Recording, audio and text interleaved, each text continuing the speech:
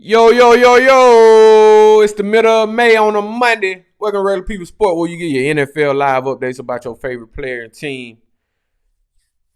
Hey, OTAs start today. Michael Penix Jr. throwing up under center. Is he gonna be fully healthy? He's ahead of schedule. You know, they asked him in the interview how he feel about throwing up under center and running the pistol. But I think it was really Zach Robinson. You know, Zach Robinson had him under that center. Zach Robinson really didn't know, what he was doing, man. So we're going to talk about it. And we're going to talk about this schedule release. Who these guys play, 3 primetime games. It's a exciting season, man. Kevin Stefanski, Michael Penix Jr. got a lot to prove. Let's prove it. Michael Penix Jr. already throwing up under center. It's mid-May. You know, Matt Ryan, Matt Ryan got him operating up under center in practice. I'm thinking he out there with the rookie minicamp. I'm like, damn, can vets throw at rookie minicamp? But vets, they can still throw as long as there's no contact. So Michael Penix Jr. want to get better. He's out there already. Like I said, I believe it was Zach Robinson's style on having Penix in that pistol all day long, all day, every day last year. You know, I don't think Penix practiced much up under the center and actually went through plays at practice reading defense, on a daily basis. So that kind of hindered him. So it's amazing to see him coming off this injury. He got injured like week 9 last year, got that surgery immediately, got back up to speed, and now it's great to see he already throwing, bro, up under the center. 3-step, 5-step drop, delivering the ball to Drake London. So, in college, he didn't really get up under the center like that. So that's developmental when it comes to these coaches in the NFL. You gotta develop your young quarterback to be versatile. The first thing he need to be doing when he get in the league is taking snaps up under the center's ass. He don't need to be in no pistol. He did that all day long in college. We know that's his strong point. Make him bend them knees and get used to driving off them knees and reading the defense as you go back. You know what I'm saying? And delivering the ball. So that's basic operation as a quarterback in the NFL. I believe Penix will be developed more this year. If and when he get healthy, he will make a major stride in his play on the field, similar to when Caleb Williams made that big leap from year 1 to year 2. Everybody thought Caleb Williams was a bust, but he looked like a totally different quarterback up under Ben Johnson over there in Chicago. And I believe that's what you about to see in Penix, man. He'll be a lot more accurate this year. He's going to be a lot more accurate. Believe it, bro. They got him up under the center. They got to get his feet right. He's going to be coached up. He will be coached up. Last year, he did pretty good at throwing with anticipation before he got hurt. But you'll see him throw with even more participation on time. And I think Penix is going to be a lot more accurate, man. With that strong arm, you put some accuracy with it. Penix is going to be lethal, man. He's going to be a lethal weapon. Also, I think they need to move him around a lot more. Rollouts, different plays where the quarterback can throw off the spot, off schedule, man. You definitely got to improvise as an NFL quarterback because things break down. You can't just be just a statue back there. Penix is a pocket quarterback. He's a pocket passer, but he need to be able to move. It need to be some design rollout plays to get Penix used to throwing off the spot and moving while he's throwing on the run. He need to be doing that a lot in practice.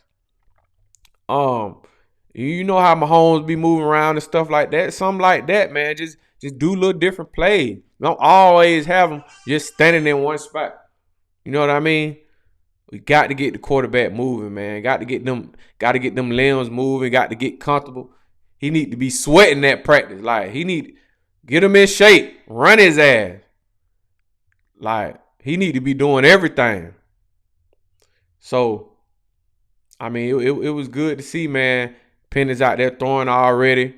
It's mid-May. Last year, we didn't really know what the hell was going on. Raheem Morris, the way he move around players, injury reports, the stunt he pulled with Bijan in Tampa a couple years back, beginning of the year with Mooney and his collarbone.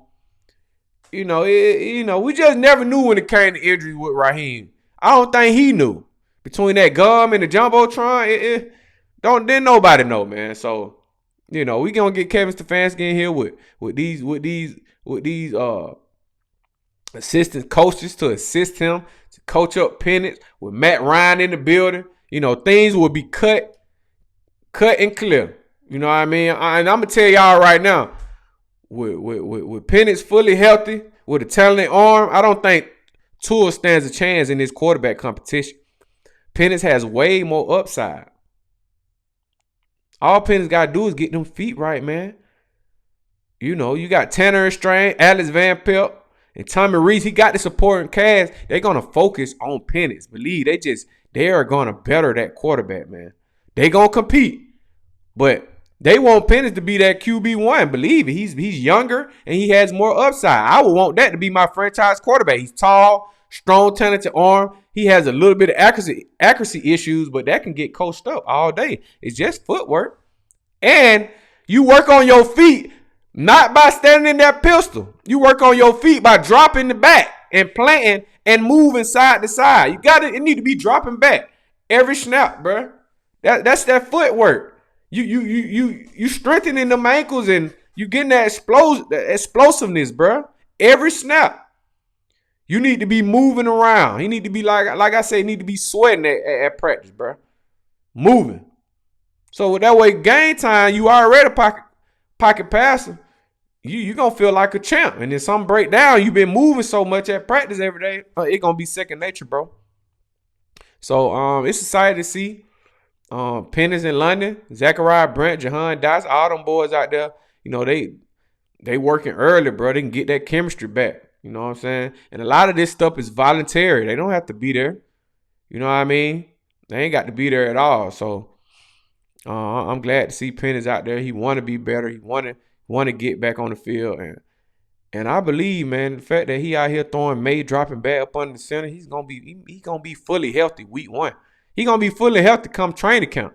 And you think a fully healthy Penix coached up coming in training camp? Shoot, man. Penix might break out. We have a breakout year, man.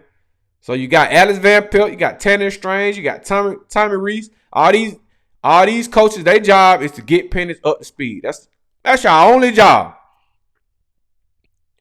Get our franchise quarterback, our young QB, coach him up, get him comfortable, focus on this guy.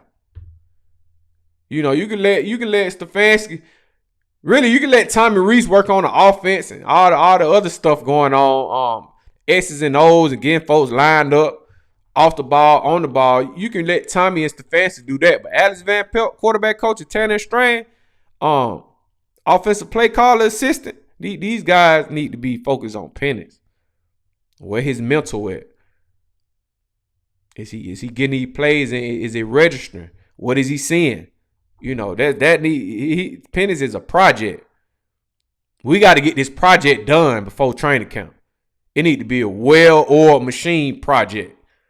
So, we know what got to be done. They know what got to be done, man. So OTA start today, actually. You got Monday, Tuesday, Thursday. Then you got the following week, Tuesday, Wednesday, Friday. And then, you got about 3 weeks of OTAs, and then you got about 3 weeks of mandatory minute count. So you got about 6 weeks of work. Throwing, getting your drop backs up on the center. I'm talking about these 3 days a week. Penix, you need to be taking about 50 snaps. You need to be dropping back about 50 times a day.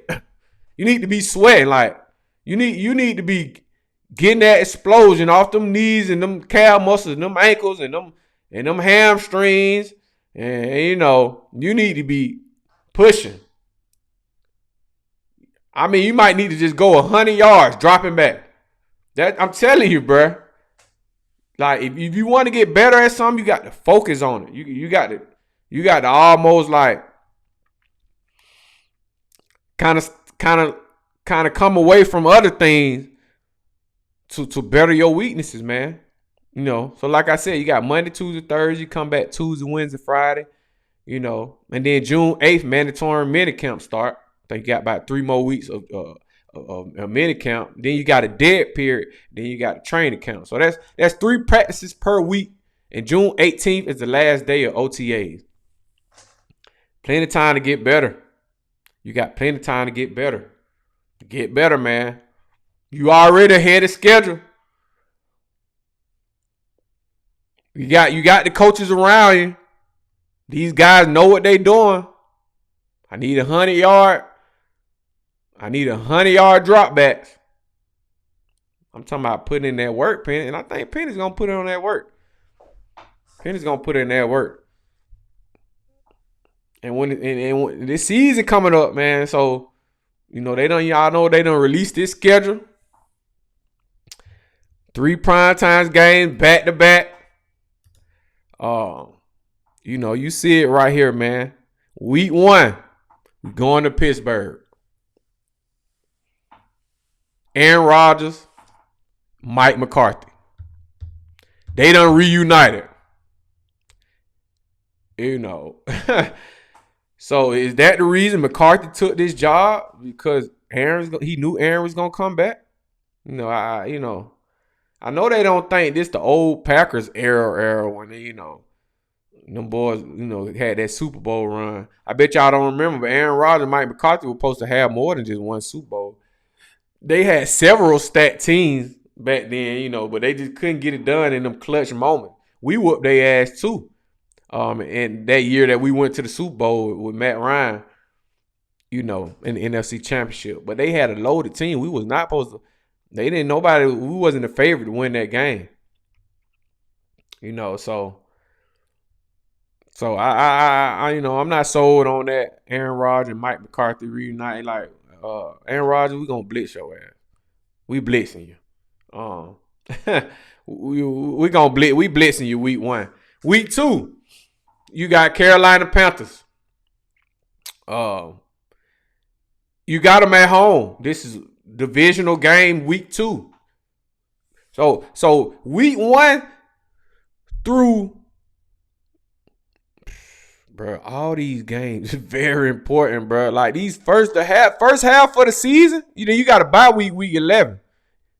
I need y'all to come out 8-2, man. I need to come out 7-3. You gotta have a fast start, because when you have that fast start, like the beginning of your season is gonna determine what type of team you are. Because the first games you're finding your identity.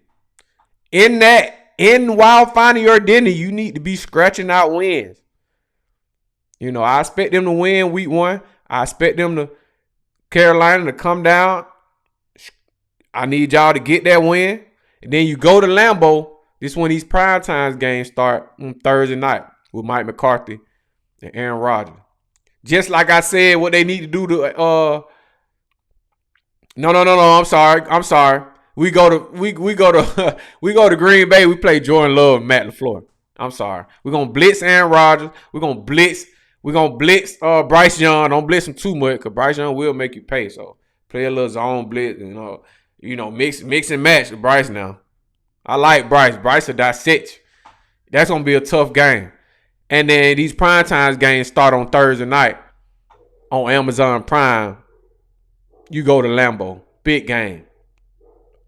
Must win. Go get that win. And then, of course, Monday night, another primetime game. You go to New Orleans. Whoop their ass. Make a statement. Tyler Shuck ain't nothing. Jesse Bates got all the Saints quarterback numbers. Derek Carr made him retire. Tyler Sharp, D. Alfred picked you off. Shout out to D. Alfred. He went to Buffalo Bills. I wish we could have kept him. So, and then after you go to New Orleans, you come back home, you got Lamar Jackson. Come to the Benz Stadium. Sunday Night Football. Best believe we going to be in the building. We're going to be in the building for that. that should be rocking. I mean, you the teams that the Falcons is playing at home, you got Bears, Lions, like teams that I'm looking forward to playing, or teams that got a solid team that could be a tough game. Bears, Lions, Ravens, Niners, and Chiefs. Bro, these look at all these teams and who play at quarterback. They know who their quarterback is. Their quarterback is a veteran and has had success in the league. Damn near all these quarterbacks. No, they ain't winning. I mean, you got all these quarterbacks are playoff quarterbacks. Caleb Williams, Jared Goff, Lamar Jackson, Brock Purdy, or Matt Jones. Shit, just Kyle Shanahan. They gonna be there. And then you got the Chiefs. You got Patrick Mahomes. That's always gonna be a tough game. I don't know how the hell they say we got the easiest schedule. This don't look like the easiest schedule to me. I don't know what they're going off winning percentage. I'm looking at these quarterbacks on the opposite side of the team. And then once Baltimore come to the Bend, then you got another two home games back to back. You got Chicago Bears coming to the Bend Stadium, and you got the Niners. These are big games. Falcons fan, we need y'all there. We need that Benz rocking. But Falcons, Kevin Stefanski, Michael Penix Jr., y'all got to win. That's the only way you're gonna stack that, put that Benz, turn that Benz up. You got to win these games. These first couple games, you got to win them. That way, when you come home to that home game stretch with Bears, with Ravens on Sunday night, then you got Bears and Niners. That 3-game stretch, that Benz will be rocking if you win. You win them first 3 games, man, or you go 4-0 or 3-1. We need a fast start, and then second half of the season, you got Madrid. You go to Madrid, play the Bengals in Madrid. You got the Chiefs at home. Then you got a bye week. That's probably an important bye week. Then you got Vikings, Lions, Browns, Commanders, Bucks, Saints, Carolina. So it's like the first half of your schedule seem like it's way more important. Well, I'm not gonna say ain't no half way more important than the other. But looking at this, getting these wins early is way more important than worrying about what you got after this bye week. You need to be focusing on coming out first half of the season 7-2, man. At least 6-3. Give me 6-3. I take that. You know what I mean? Start fast, finish strong. That's the key to success right there. They tell you start fast, finish strong, man. You're gonna have some hiccup. Injuries always come into play. But this schedule right here is gonna test the Atlanta Falcons. These quarterbacks that we playing against, Penix is gonna have. He's gonna be tested in these key moments in the fourth quarter. I think Penix is clutch. He has that clutch gene. We got to get his mechanics down. He will be ready. Stefanski got a lot to prove. We're going to see what our team made of this first half of the season. And after this first half, you'll know what it looked like. You'll know how we probably going to play to end the season. We're going to know our identity the first half of the season, and you could kind of look at the end of the season, and you kind of be like, okay, we can get at least about 5 more wins out of that. We know what kind of team we're gonna be. We looking to be in the playoff after that first half. You'll kind of know. But yeah, man, it's exciting. We ready, man. Regular People Sport will be in training camp. We're gonna try to go live training camp this year. See what these Falcons fans talking about. And, just like every other year, man, we here, man. Regular People Sports, I'm out. Gone.